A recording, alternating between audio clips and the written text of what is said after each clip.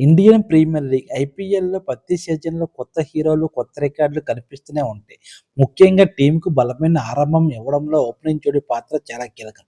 తాజాగా ఈ విషయంపై భారత test specialist batter Cheteshwar Pujara ఆసక్తికర వ్యాఖ్యలు చేశారు. ఐపీఎల్ చరిత్రలో అత్యంత డేంజరస్ ఓపెనింగ్ జోడీల్లో ఒకటిగా అభిషేక్ శర్మ, ట్రావిస్ హెడ్ జోడీని పేర్కొన్నారు పూజారా.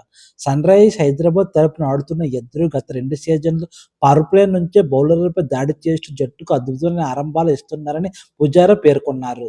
మొదటి బంతి నుంచి దూకుడుగా ఆడగలిగే బ్యాటర్లు వీరిద్దరూ అని, అందుకే ఐపీఎల్ చరిత్రలోనే అత్యంత విధ్వంసకర ఓపెనింగ్ జోడీల్లో వీరి పేరు నిలుస్తుందని పూజారా అన్నారు.